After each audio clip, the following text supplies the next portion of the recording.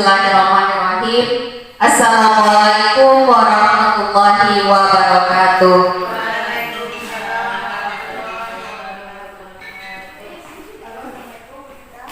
Alhamdulillahirabbil alamin wassalatu wassalamu ala asyrofil anbiya'i wal mursalin wa ala alihi wa sahbihi rasulillahi ajmain.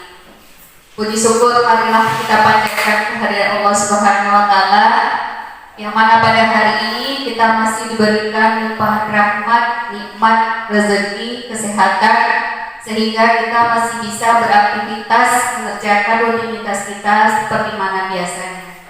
Salawat serta salam tidak lupa pula kita hadiahkan buat Nabi besar Muhammad Sallallahu Alaihi Wasallam dengan senantiasa berselawat kepadanya dengan mengucapkan Allahumma sholli ala sayyidina Muhammad wa ala ali sayyidina Muhammad. Yang saya hormati Bapak Ibu Majelis Guru UPT SMP Negeri 3 Gunung Sahilan yang berkenan hadir pada hari ini. Hari ini saya ucapkan terima kasih banyak kepada Bapak Ibu yang telah hadir, yang mana acara kita adalah diseminisasi berbagi pemahaman budaya positif di lingkungan sekolah. Jadi yang akan kita bahas pada hari ini itu tentang budaya positif di lingkungan sekolah. Inilah yang akan saya presentasikan, yang akan saya bagikan kepada Bapak Ibu semuanya. Oke, ini merupakan program pendidikan guru penggerak, ya. Kebetulan saya Mandur Andria SPD, calon guru penggerak angkatan 10 Kabupaten Kampar. Jadi ini merupakan salah satu program dari pendidikan guru penggerak, yaitu kami melakukan diseminisasi berbagi pemahaman dengan rekan sejawat yang ada di sekolah masing-masing. Apa yang kami dapatkan, apa yang kami pelajari selama program guru penggerak ini, itulah yang akan saya bagikan nanti kepada Bapak Ibu semuanya. Sebelumnya saya ucapkan terima kasih banyak atas waktu yang sudah Bapak Ibu luangkan untuk bisa hadir bersama di ruangan ini. Nanti apapun yang saya sampaikan, kalau rasanya bisa Ibu ambil, silahkan diambil.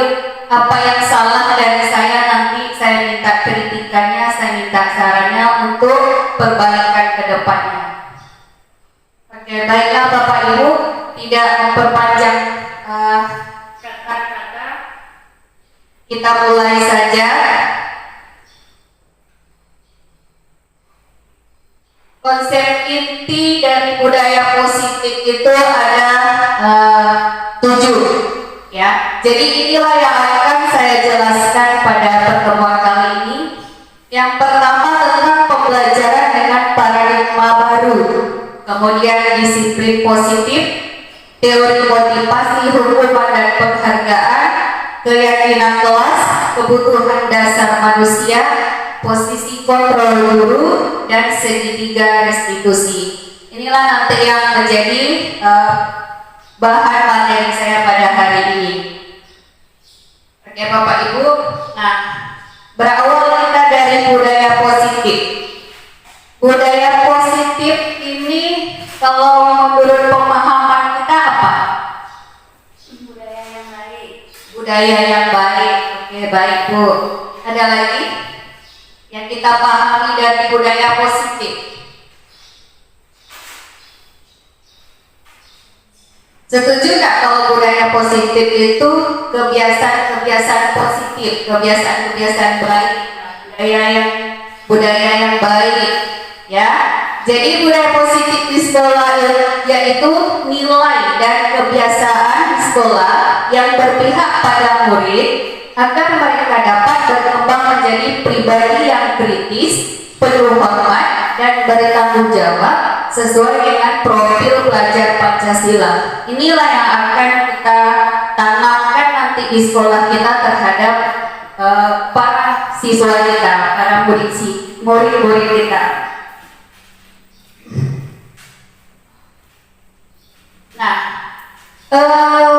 Lanjut kita ke pembahasan pertama tentang pembelajaran dengan paradigma baru. Ya, mungkin ibu-ibu sudah tidak asing lagi dengan namanya kurikulum merdeka. Betul, ibu-ibu? Ya, semua sudah tahu ya bahwa setiap sekolah sudah memakai atau sudah menggunakan, sudah menjalankan kurikulum merdeka. Jadi paradigma baru itu maksudnya adalah kurikulum merdeka, yang mana dalam kurikulum ini pembelajarannya mengarah kepada berdiferensiasi yang berorientasi pada penguatan kompetensi dan pengembangan karakter sesuai dengan dimensi profil pelajar Pancasila. Nah, sebelum kurikulum merdeka ini, mungkin dulu Bapak Ibu pembelajarannya mungkin berfokus kepada guru, atau mungkin sudah ada yang menjalankan proses pembelajarannya berpihak atau berpusat kepada murid. Sekarang saya tanya, pembelajaran mana yang sudah Ibu lakukan? Apakah masih berfokus kepada guru atau sudah berfokus kepada murid? Masih berfokus kepada guru. Memang ini tidak bisa kita ubah secara praktis, ya. Perubahan ini angsur-angsur, alon-alon, pelan-pelan, namun tetap kita lakukan. Biarnya kita melakukan pembelajaran itu berfokus kepada guru. Contohnya kita masih menggunakan metode ceramah, ya kan, metode menjelaskan di depan. Nah, itu namanya berfokus kepada guru. Anak hanya diam, mendengarkan, menyimak. Nah, sekarang yang dituntut dalam kurikulum merdeka, pembelajaran itu harus berfokus atau berpihak kepada anak. Jadi anak kita libatkan dalam proses pembelajaran kita. Bagaimana anak atau murid itu dia menggali pengetahuannya sendiri. Kita hanya sebagai fasilitator, perpanjangan tangan dari anak kita tadi, dari murid kita tadi. Nah, inilah tujuan dari kurikulum merdeka. Itu dia mengarah, membentuk, mengembangkan murid kita menjadi atau berkarakter sesuai dengan profil pelajar Pancasila. Bapak Ibu tahu dimensi yang ada di dalam profil pelajar Pancasila? Sudah ada di depan, bisa dilihat dengan jelas Bapak Ibu. Oke, ada 6 dimensi yang ada dalam profil pelajar Pancasila. Ini sama-sama sudah kita ketahui. Yang pertama, beriman bertakwa kepada Tuhan Yang Maha Esa dan berakhlak mulia. Jadi dalam kurikulum merdeka ini diharapkan nanti karakter murid kita itu memang karakter yang beriman, bertakwa kepada Tuhan Yang Maha Esa. Inilah yang akan kita bentuk dari pembelajaran kita. Kemudian mandiri, ya, berkarakter berkebinekaan global, bergotong royong, kreatif, bernalar kritis. Inilah yang harus yang menjadi tugas kita dalam menjalankan kurikulum merdeka. Hendaknya murid kita nanti memiliki karakter-karakter yang ada dalam profil pelajar Pancasila. Oke, sampai di sini Bapak Ibu sudah paham? Kita lanjut ya Bapak Ibu. Nah, ini ada miskonsepsi teori kontrol dari psikiater Dr. William Glasser, yang mana ada 4 ilusi yang dikemukakannya. Bahwa ilusi yang pertama itu guru mengontrol murid.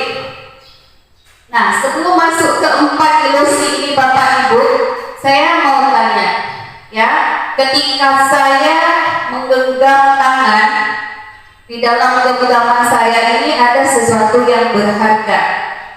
Kemudian rekan saya Bu Ranti berusaha untuk membuka genggaman tangan saya karena beliau ingin mengetahui, ingin mengambil apa yang ada di dalam genggaman saya. Jadi dengan segala cara, segala upaya yang dilakukan oleh rekan saya untuk membuka genggaman ini, menurut Bapak Ibu, apakah genggaman tangan ini berhasil dibuka? Berhasil. berhasil menurut Bu Suzana. Yang lain bagaimana? Berhasil apa tidak? Tidak. Oke, baik. Jadi jawabannya akan pasti beragam. Ada yang menjawab pasti terbuka. Ada yang menjawabnya itu tidak akan terbuka. Nah, posisi kontrol itu terletak pada saya yang punya tangan atau Bu Ranti yang berusaha untuk membukanya. Dia punya tangan. Posisi kontrolnya adalah saya. Saya yang memiliki genggaman tangan. Seusaha apapun Bu Ranti ingin membuka, ingin mengambil, kalau dari diri saya tidak mau membukanya, maka ini tidak akan bisa terbuka. Bisa nanti Bapak Ibu contohkan, bisa Ibu praktekkan nanti. Nah, seperti itulah teori kontrol. Nah, menurut si Dr. William ini, ada isi kontrol guru itu mengontrol murid. Kita beranggapan, kita guru ini, kita guru bisa mengontrol murid kita. Apa yang kita suruh pasti dibuat. Ya, apa tidak Bapak Ibu? Ya, kita merasa kita bisa mengontrol murid kita. Pada dasarnya itu salah. Kita tidak bisa, guru tidak bisa mengontrol muridnya. Ini hanya sebagai ilusi saja, bayangan saja. Kenapa seperti itu? Kenapa saya katakan itu salah? Karena yang memiliki, yang bisa mengubah anak murid kita itu adalah diri dia sendiri. Oke lah, umpamanya murid kita, wah berubah si A karena kemarin saya nasihati.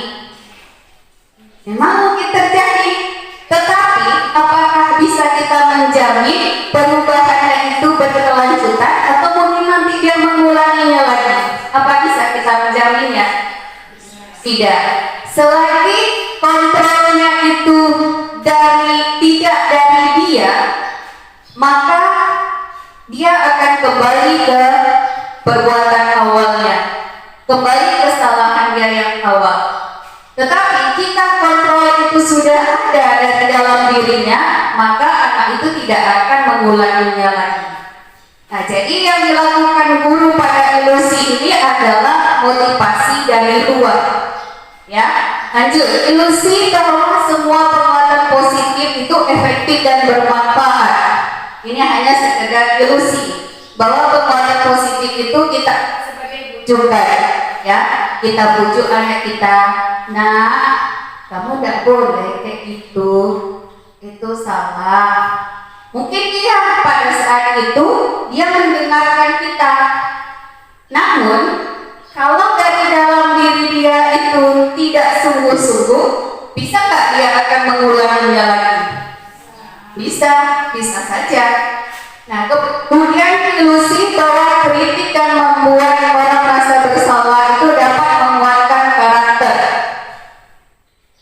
Ini menurut saya juga salah, belum tentu bisa. Kita mengkritik, ada orang yang bisa menerima kritikan, ada orang yang tidak bisa menerima. Kita kritik anak, kamu kok bau, kamu kok jorok. Memang itu kritikan, bisa anak menerimanya? Tidak. Nah, itu akan menimbulkan atau berdampak yang negatif. Kemudian ilusi bahwa orang dewasa memiliki hak untuk memaksa kamu itu harus menggunakan parfum setiap hari biar kamu tuh harum. Bisa kira-kira anak seperti mengikuti apa kata kita? Kalau selagi dari dalam dirinya motivasi, maka anak tersebut tidak akan melakukannya. Atau bisa saja dia melakukan, namun itu tidak akan bertahan lama. Oke, inilah miskonsepsi teori kontrol menurut Dr. William Glasser. Kemudian kita harus bisa mengubah paradigma stimulus respon ke pendekatan teori kontrol. Nah, bagaimana cara merubahnya? Ya, menurut Stephen R. Covey, ya, yang mengatakan bahwa bila kita ingin membuat kemajuan perlahan, sedikit-sedikit ubahlah sikap perilaku. Namun bila kita ingin memperbaiki cara utama kita, maka kita perlu mengubah kerangka acuan kita. Ubahlah bagaimana Anda melihat dunia, bagaimana Anda berpikir tentang manusia. Ubahlah paradigma Anda. Skema penjelasan aspek tertentu tentang realitas. Nah, ini dia bisa kita lihat Bapak Ibu, stimulus respon dengan teori kontrol. Yang mulanya stimulus respon kita, realitas atau kebutuhan kita itu sama. Pandangan kita bahwa realitas kebutuhan setiap orang itu sama.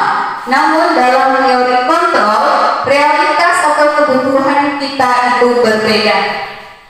Jadi paradigma inilah yang harus kita ubah. Yang awalnya kita merasa bahwa kebutuhan kita itu sama, kebutuhan murid kita itu sama, namun dalam teori kontrol kebutuhan setiap murid kita berbeda-beda. Kemudian semua orang melihat hal yang sama. Nah, pada teori kontrol setiap orang memiliki gambaran yang berbeda-beda. Oke, kita lanjut ke perilaku buruk itu dilihat sebagai suatu kesalahan. Selama ini kita menganggap anak yang cabut, ya, anak yang cabut, yang melanggar aturan sekolah, dia sudah dianggap sebagai perilaku yang buruk. Namun kita tidak mengetahui bahwa apa yang sudah dilakukannya itu ada tujuannya. Dan selama ini kita tidak menyadari itu. Kenapa anak itu cabut, kenapa anak itu melanggar aturan sekolah, kita tidak menyadarinya. Karena kita tidak memandangnya kepada perilakunya itu memiliki tujuan.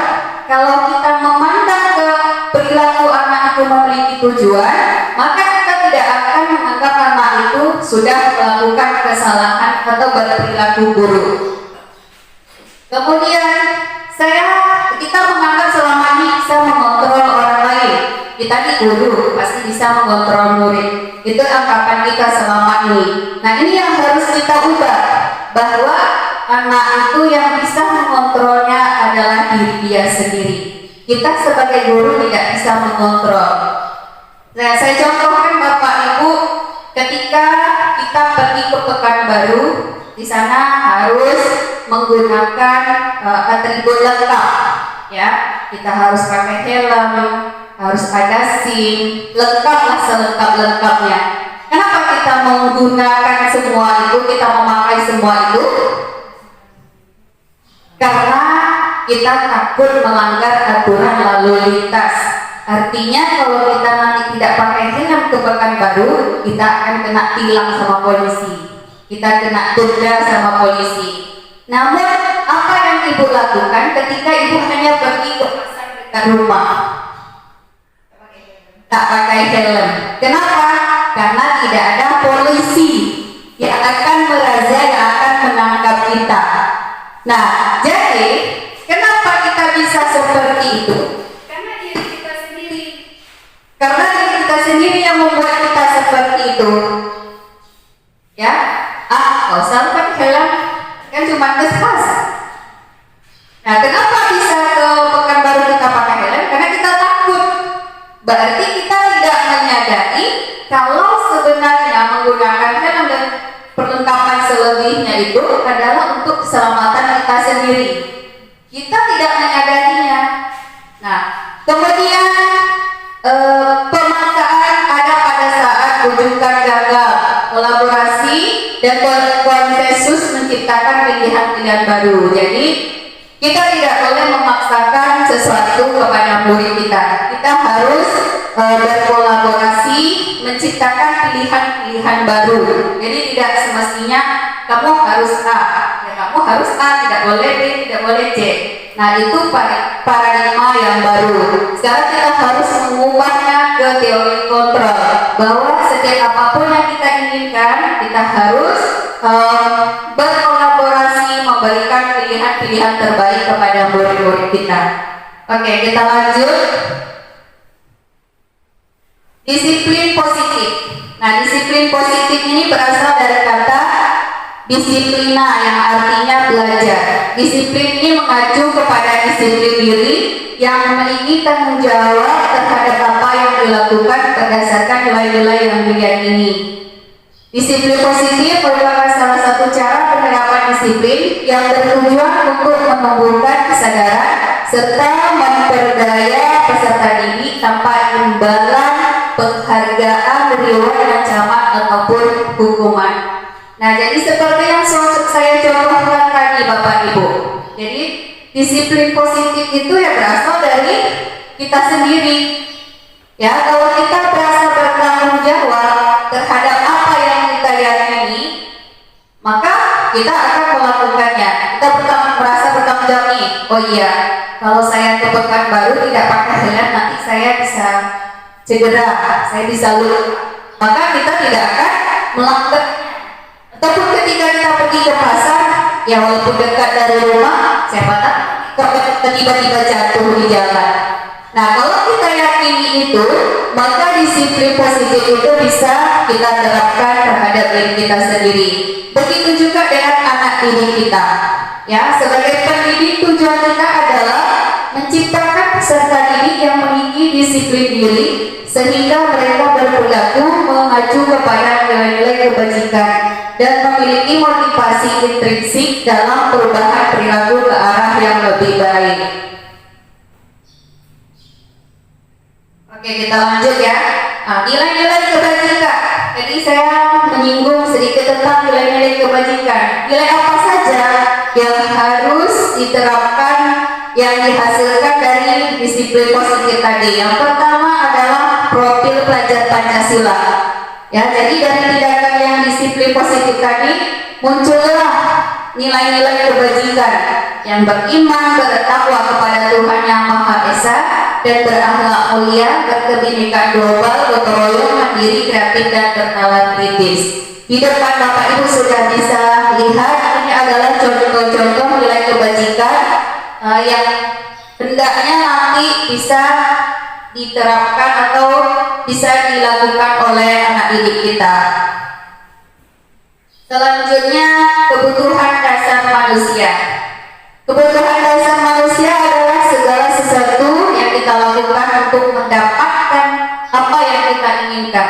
Seluruh tindakan yang kita lakukan memiliki tujuan, dan semua usaha terbaik yang kita lakukan adalah dalam rangka kebutuhan dasar kita terpenuhi dengan baik. Ini ada 5 kebutuhan dasar manusia. Kebutuhan dasar yang pertama adalah kebutuhan bertahan hidup. Kemudian ada kasih sayang dan rasa diterima, kemudian penguasaan, kebebasan dan kesenangan. Nah, selama ini kita tidak pernah memperhatikan 5 kebutuhan dasar manusia ada pada peserta didik kita. Ketika anak kita melakukan kesalahan, kita tidak memandang ke belakang. Ini apa yang menyebabkan anak kita melakukannya? Ternyata seseorang melakukan tindakan yang tidak baik atau melakukan tindakan yang mungkin salah, berarti ada salah satu kebutuhan dasarnya tidak terpenuhi. Ya, kita contoh umpamanya anak hari ini dia belajarnya lemes, tidak mau memperhatikan. Nah, kita tidak boleh langsung memarahinya. Nah, kenapa kamu tidur? Ibu tadi menjelaskan kamu tidur. Padahal sebetulnya tindakan yang dilakukannya itu ada tujuannya. Kenapa? Ada kebutuhan yang tidak terpenuhi. Mungkin tadi pagi dia tidak sarapan, ya, tidak sempat sarapan, makanya anak tersebut dia tidur di saat belajar, lemas ya di saat belajar. Nah, kita sebagai guru harus memahami itu. Atau mungkin ada anak yang asik berlari-larian ke sana kemari saat kita melakukan pelajaran, saat kita menjelaskan, dia tidak mengikuti dengan baik. Berarti ada salah satu kebutuhan dasar yang tidak terpenuhi. Apa contohnya? Mungkin dia butuh kasih sayang, butuh perhatian.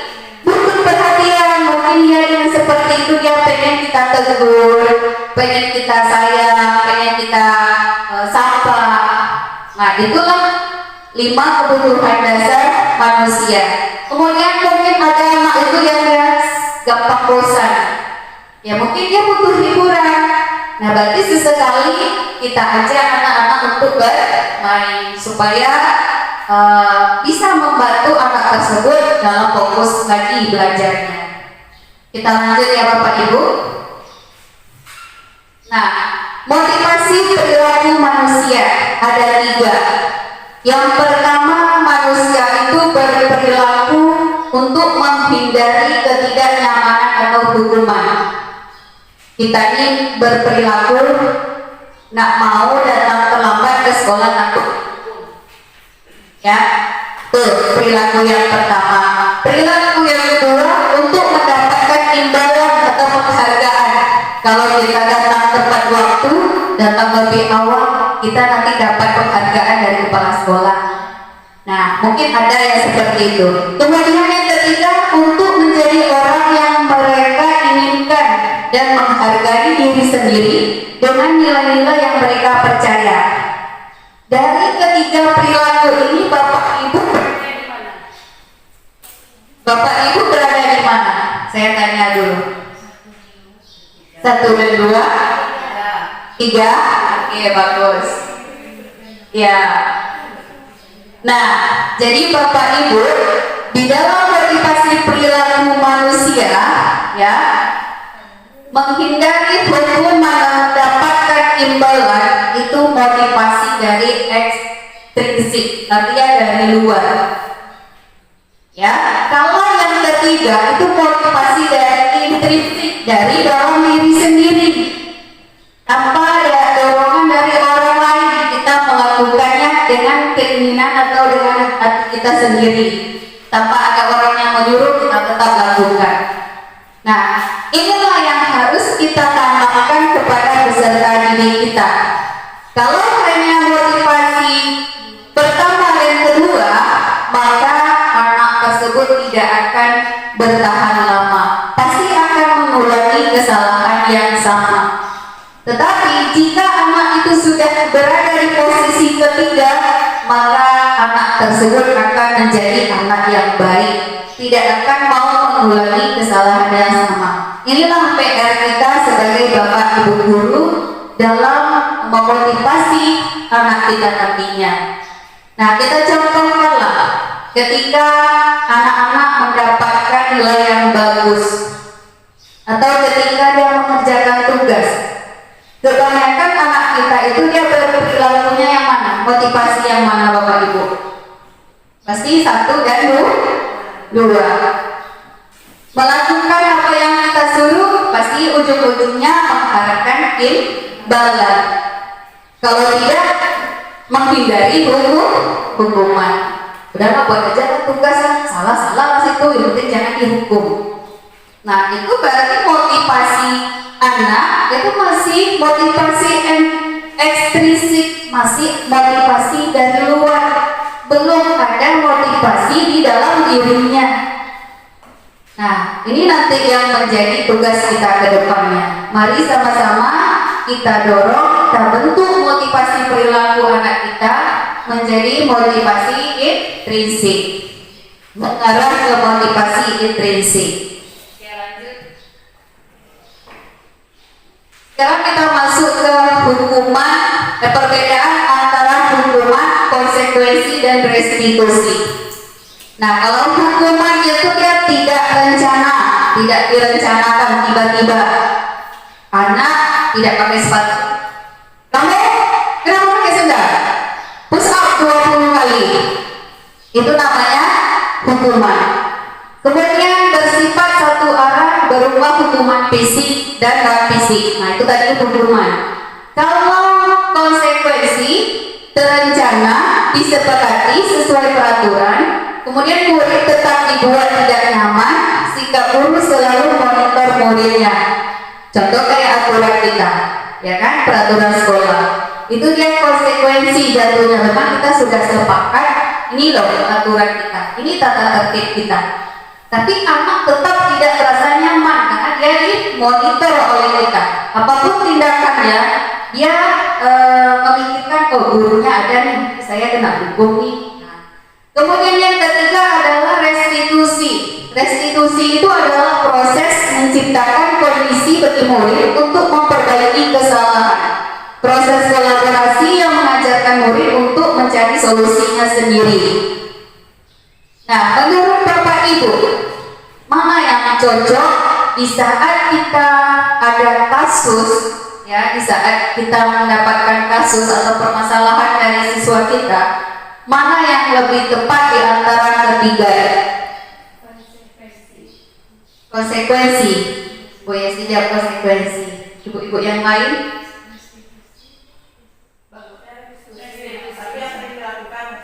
Oke, luar biasa. Tepuk tangan untuk kita semua. Tegang ya. Oke, selama ini yang sering kita lakukan adalah hukuman dan konsekuensi. Namun sebenarnya kita sebagai guru, ketika ada kasus murid kita bermasalah, tindakan yang tepat adalah dengan restitusi. Nah, kembali lagi ke tanya, kenapa anak itu membuat kesalahan? Berarti kita pelajari 5 kebutuhan dasar manusianya. Berarti ada yang tidak terpenuhi. Kemudian mungkin motivasi intrinsiknya belum ada. Nah, kembali lagi ke yang tadi. Nah, itu dia Bapak Ibu. Kemudian 5 posisi kontrol guru. Nah, inilah 5 posisi yang harus kita miliki, ya, yang memang dimiliki oleh seorang guru. Ada dia sebagai penghukum, pembuat merasa bersalah, pemantau, manajer, dan teman. Nah, sebelum kita lanjut nih, kira-kira kita yang mana nih? Penghukum, teman, pemantau. Ya, tapi yang sering mungkin penghukum ya, lebih sering penghukum. Ada kasus nih, kayak contohnya nih, anak tidak pakai sepatu. Apa yang kita lakukan? Ambil sepatunya, ditangkap dan biarkan anak nyengker atau tidak menggunakan alas kaki selama seharian di sekolah. Nah, itu posisi kontrol kita sebagai penghukum. Nah, mari kita pelajari. Nah, 5 contoh penerapan posisi kontrol guru. Nah, penghukum tadi seperti yang sudah saya sampaikan tadi. Jika ada anak yang melanggar, terlambat mungkin, kamu hormat bendera selama 1 jam. Nah, ini adalah percakapan atau kalimat yang dikeluarkan oleh guru. Nah, kalau guru tersebut sebagai pembuat merasa bersalah, berapa kali ibu harus memberitahu kamu? Nah, kamu selalu saja mengecewakan ibu. Nah, jadi dari kalimat ini berarti guru tersebut sebagai pembuat merasa bersalah. Dengan kalimat ini anak merasa, waduh, saya sudah salah nih mengecewakan guru saya. Nah, kalau sebagai teman, ayo dong ikuti aturan sekolah, tolong ikut ya, sekali ini saja. Ya sudah, untuk kali ini tidak apa-apa, besok jangan diulangi ya. Nah, itu bahasa teman ya, kalau kita sebagai posisinya teman. Nah, lanjut, kalau posisi sebagai pemantau, kamu sudah melanggar di peraturan sekolah sudah 5 kali, berarti ada data yang kita kumpulkan ya. Konsekuensinya baca, kamu beli atribut baru dan pakai lagi ya, beli koperasi dan jangan kamu ulangi lagi. Jadi kita kumpulkan data-data anak yang terlambat itu udah berapa kali dia melakukan. Nah, setelah itu kita kasih konsekuensi, entah itu poin, entah itu nanti fisik ataupun non fisik. Nah, yang terakhir adalah sebagai manajer. Apakah kamu tahu kesalahan kamu? Nah, kira-kira bagaimana kamu memperbaiki kesalahan kamu? Nah, inilah yang diucapkan oleh guru ketika posisi kontrolnya sebagai manajer. Dari yang kelima tadi Bapak Ibu, menurut Bapak Ibu mana yang lebih tepat? Teman, oke. Yang nomor 2 tadi pembuat merasa bersalah.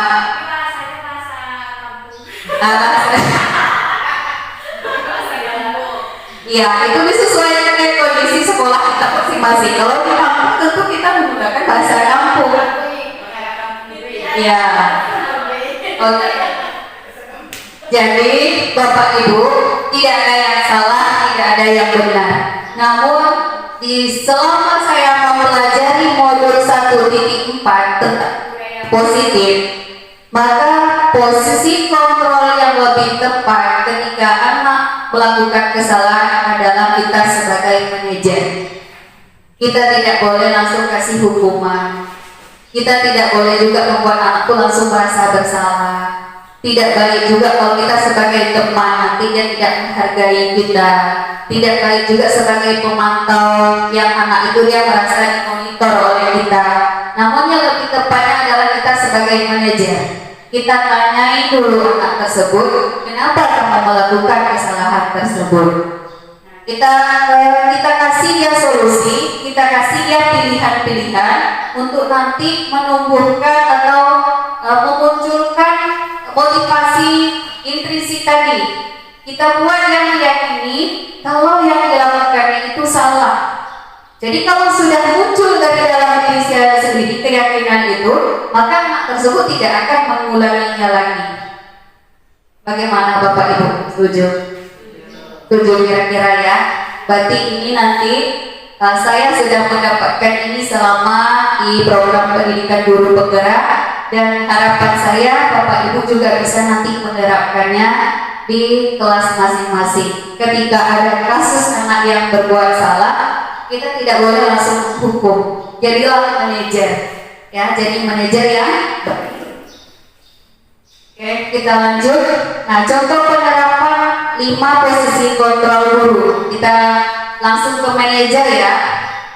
Nah, ketika ada anak yang cabut, kita panggil. Atau ketika ada anak yang terlambat lah, yang sering kita alami adalah anak yang terlambat. Kita boleh langsung keluar kamu. Kamu tidak boleh mengikuti pelajaran ibu. Kamu berdiri di luar. Nah, itu tindakan kita salah, kurang tepat. Berarti kita sebagai penghukum, anak itu dia tidak akan bisa terima kalau diberlakukan seperti itu. Kenapa? Karena dia mungkin memiliki tujuan. Kenapa dia berbuat terlambat? Kenapa dia terlambat? Dia punya alasan. Nah, kita sebagai guru harus bisa memahami alasan apa yang menyebabkan anak tersebut terlambat. Nah, kita beri dia, kita lakukan pendekatan, kita ajak anak tersebut berkolaborasi. Oke nak, kamu masuk dulu, kita belajar dulu. Setelah ini nanti kamu temui ibu di kantor ya. Nah, kita dudukkan, apa tadi yang menyebabkan kamu terlambat? Bisa saja kan nanti, Bu, saya tadi mengantarkan ibu saya pergi berobat. Bu, tadi saya terlambat, ban roda saya kempes, Bu. Jadi ketika itu yang terjadi pada anak, tindakan kita langsung memberi hukuman, anak bisa terima atau tidak? Tidak. Yang ada hanya dongkol. Dia marah. Saya terlambat karena alasan ini. Kenapa saya dihukum? Saya tidak, anak merasa dia tidak dimengerti oleh gurunya. Jadi ketika kita guru sebagai manajer, kita harus dudukkan anak dulu, kita tanya, oh jadi tadi ibu kamu sakit? Ya Bu, tidak ada yang bisa mengantarkan selain saya, Honda cuma satu. Oke, besok tentu kita kasih dia solusi, kita kasih dia penyelesaian masalahnya. Ketika terjadi lagi hal seperti itu, kamu cari cara lain, apakah tetangga atau saudara terdekat kamu untuk segera mengantarkan ibu kamu ke rumah sakit supaya kamu bisa datang tepat waktu ke sekolah. Jangan langsung ambil tindakan seperti itu. Kita punya tetangga, kita punya keluarga, bisa minta tolong ke tetangga atau keluarganya. Nah, itu kan solusi yang kita berikan. Bukan berarti kita mendukung, benar, kamu nggak apa-apa, kamu nggak salah. Bukan berarti kita mendukung. Kita tahu, kita buat dia meyakini kalau yang dilakukannya salah dengan kita memberikan solusi dalam permasalahannya tersebut. Nah, kenapa nak kamu cabut di saat jam pelajaran itu? Pusing kepala saya Bu, sakit kepala saya Bu. Saya tidak bisa konsentrasi karena saya belum makan. Nah, kita tidak membenarkan tindakan itu, tapi kita kasih solusi. Ketika jam istirahat, nah, gunakanlah waktu untuk makan. Jangan bermain. Jadi nanti kamu bisa fokus lagi dalam belajar. Nah, seperti itulah kalau kita sebagai manajer Bapak Ibu, ya. Bisa kira-kira nanti kita terapkan? Susah ya. Tapi mari kita coba. Iya. Jika ada alasan dari Bu Rani nanti itu susah kita ya Bu Rani. Memang betul Bu Rani. Tapi apa salahnya setelah kita mengetahui ini nanti kita terapkan, karena kita yakini setiap anak kita merupakan anak yang baik. Mereka semuanya baik, tidak ada yang berperilaku buruk. Nah, kembali lagi ke yang tadi. Kenapa anak bisa berbuat salah? Mungkin ada kebutuhan dasarnya yang tidak terpenuhi. Nah, ya kan? Berarti bukan berarti anak itu dia memang jahat, tapi mungkin ada yang tidak terpenuhi darinya. Oke, kita lanjut. Nah, sekarang kita masuk ke keyakinan kelas. Bapak Ibu pernah dengar apa itu keyakinan kelas? Belum ya? Nah, mengapa harus keyakinan kelas? Mengapa bukan peraturan kelas? Ayo. Oke, berarti kita buat keyakinan kelas supaya anak bisa meyakini apapun yang dilakukannya itu adalah hal yang baik ataupun hal yang tidak baik. Oke, kembali ke contoh awal tadi. Ketika kita pergi ke jalan raya menggunakan helm, berarti kita hanya mematuhi peraturan. Kita tidak mau ditilang. Ya, kalau tidak pakai helm kita ditilang. Itu tidak mau tilang, maka kita pakai helm. Nah, kalau keyakinan kelas ini kita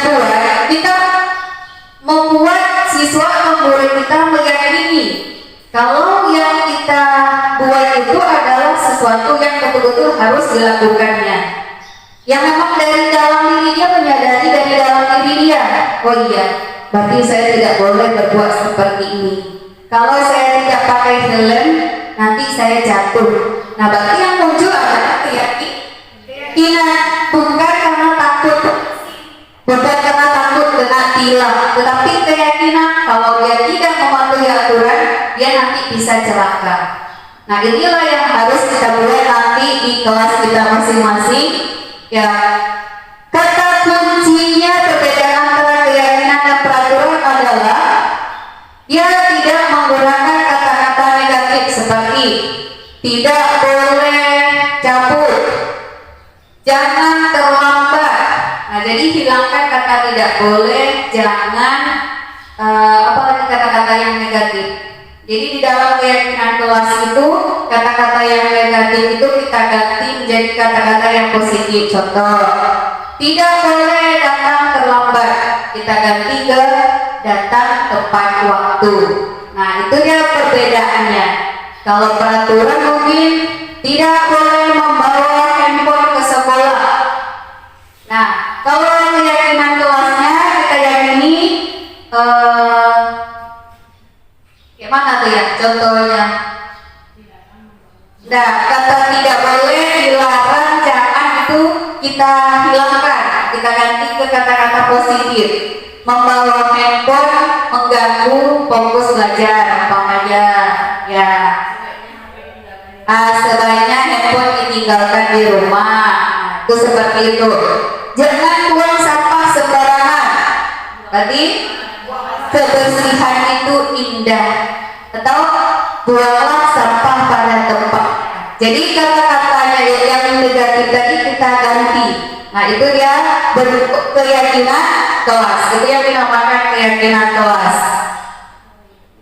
Oke, kita lanjut. Nah, ini dia. Di dalam perbuatan keyakinan kelas, dia bersifat abstrak, berupa pernyataan universal, dibuat dalam pernyataan positif, sedikit, jadi supaya anak-anak bisa ingat.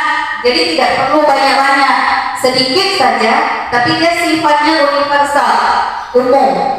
Kemudian sesuai dengan kondisi kelas dan sekolah masing-masing sehingga nanti mudah untuk diterapkan. Nah, semua warga sekolah atau warga kelas itu dilibatkan saat membuat kesepakatan atau keyakinan kelas. Jadi semuanya harus terlibat. Tidak boleh keyakinan kelas itu hanya dibuat oleh gurunya. Itu tidak keyakinan namanya, itu pemaksaan jatuhnya. Jadi semuanya harus terlibat. Jadi biar terdorong anak-anak itu untuk meyakini kalau nanti dia terlambat, berarti dia sudah melanggar keyakinan kelas. Nah, lanjut ya Bapak Ibu. Nyari sudah mulai siap. Nah, yang terakhir adalah segitiga restitusi. Apa itu segitiga restitusi? Ya, suatu proses dialog yang dijalankan oleh guru agar dapat menghasilkan murid yang mandiri dan bertanggung. Nah, yang pertama adalah menstabilkan identitas. Menstabilkan identitas. Sebentar. Saya ada beberapa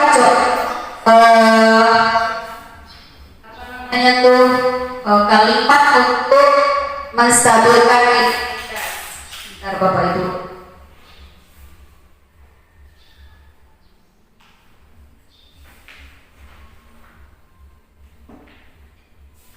Nah, menstabilkan identitas. Nah, setiap orang pasti pernah melakukan kesalahan. Kamu bukan satu-satunya yang pernah melakukan hal ini. Jadi ketika murid kita melakukan kesalahan yang terlambat, tadilah contohnya Bapak Ibu. Nah, kita stabilkan dulu identitasnya. Kita panggil, ya nak, tindakan kamu hari ini bukan ibu benarkan, tetapi tidak semua manusia itu tidak pernah melakukan salah. Manusia itu pasti pernah melakukan salah, termasuk ibu sendiri. Nah, jadi kita stabil identitasnya bahwa setiap manusia itu tidak akan pernah luput dari salah. Nah, baru kita masuk ke validasi kebutuhan atau kita masuk ke validasi tindakan yang salah. Nah, padahal kamu tahu nah yang kamu lakukan itu salah. Mengapa kamu lakukan? Nah, kita beri dia pertanyaan seperti itu. Nah, kamu pasti punya alasan mengapa kamu terlambat. Jadi itu dia namanya validasi tindakan yang salah. Kita beri pertanyaan seperti itu. Kamu patut bangga pada dirimu sendiri karena kamu telah melindungi sesuatu yang paling penting buatmu. Nah, mungkin itu yang kalimat-kalimat untuk memvalidasi tindakan yang salah. Dan yang terakhir adalah menanyakan keyakinan. Kamu yakin tidak kalau kamu terlambat itu sudah melanggar keyakinan kelas? Yakin Bu.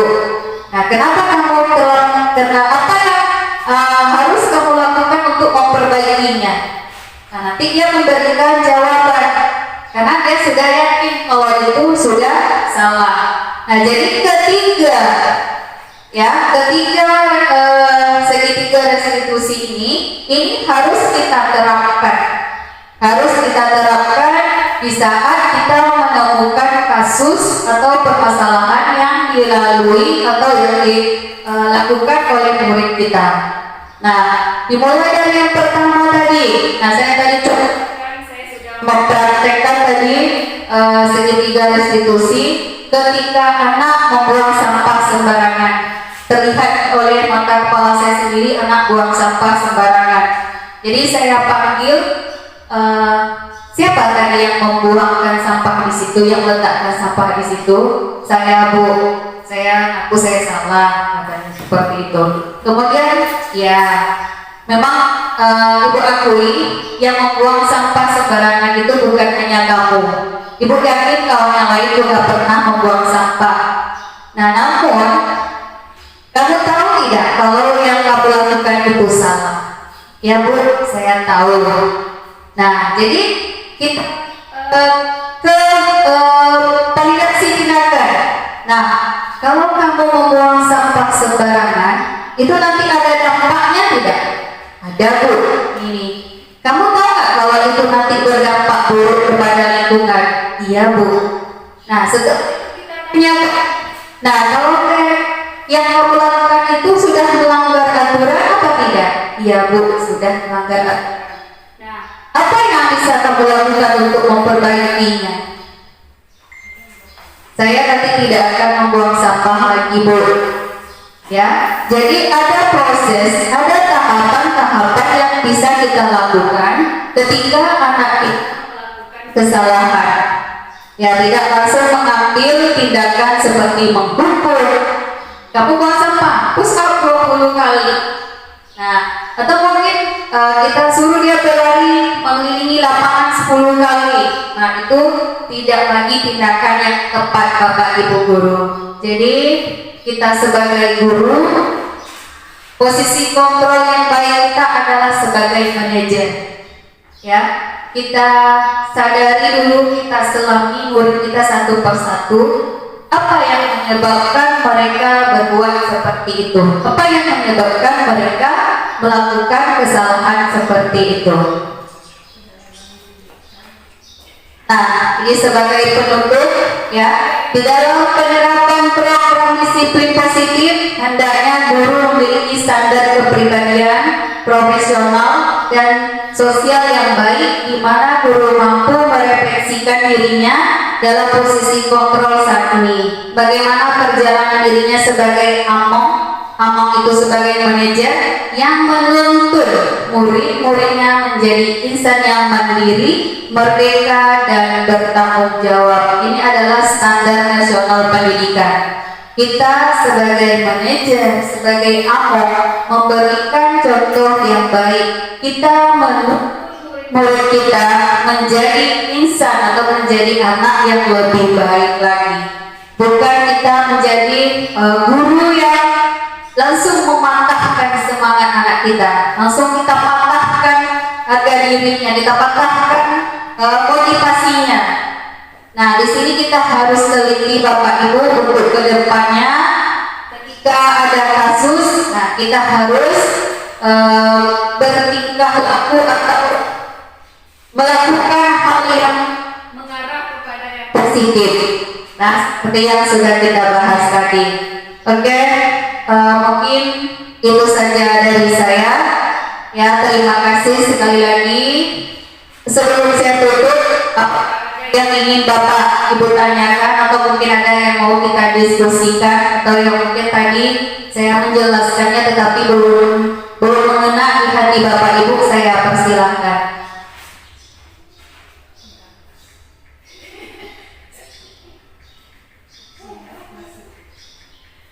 Ada yang bertanya lagi? Oke, berarti sudah paham ya Bapak Ibu. Jadi inilah inti dari budaya positif yang bisa kita lakukan di sekolah kita nanti. Kalau bisa kita terapkan, maka saya yakin murid-murid kita akan menjadi insan yang lebih baik. Oke, amin, amin ya robbal alamin. Ada lagi nanti siswa yang cabut, tidak ada lagi yang terlambat. Kalau budaya positif ini bisa kita terapkan dengan baik di sekolah kita. Kenapa saya melakukan seminar ini berbagi kepada Bapak Ibu? Karena menerapkan budaya positif di sekolah itu tidak bisa saya sendiri yang melakukannya. Tentu melibatkan ibu bapak semuanya. Nanti saya terapkan sendiri, tapi yang lain tidak menerapkan, tidak akan ada hasilnya, akan sia-sia. Jadi harapan saya, mari kita berkolaborasi, mari kita bekerja sama, kita mulai menerapkan budaya positif di sekolah kita. Semoga nanti sekolah kita menjadi sekolah yang baik, menjadi sekolah yang maju, melahirkan peserta didik yang berakhlak mulia, berprestasi sesuai dengan visi sekolah kita. Terima kasih atas perhatiannya. Mohon maaf jika ada kekurangan. Saya tutup. Wabillahi taufiq wal hidayah. Assalamualaikum warahmatullahi wabarakatuh.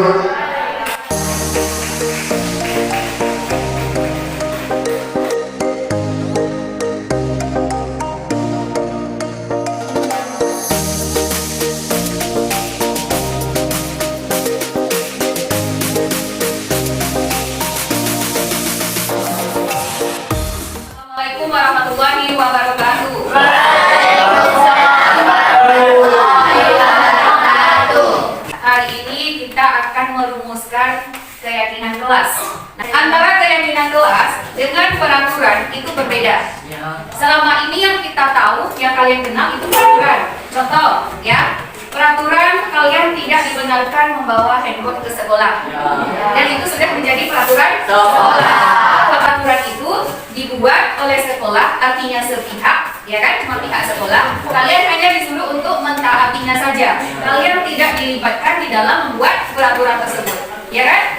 Nah, keyakinan kelas kita buat nanti, kita sepakati keyakinan kelas apa yang mau kita buat untuk nanti kita menjalankan proses belajar mengajar ini supaya dia berjalan dengan lancar. Jadi keyakinan kelas itu dia tidak sama dengan peraturan. Ibu akan bagikan kertas ini masing-masing dapat satu. Buatlah satu, ya, keyakinan kelas yang ingin kita sepakati di dalam kelas ini. Baru satu orang satu, ya. Pikirkanlah apa yang bagusnya kita buat untuk keyakinan kelas kita.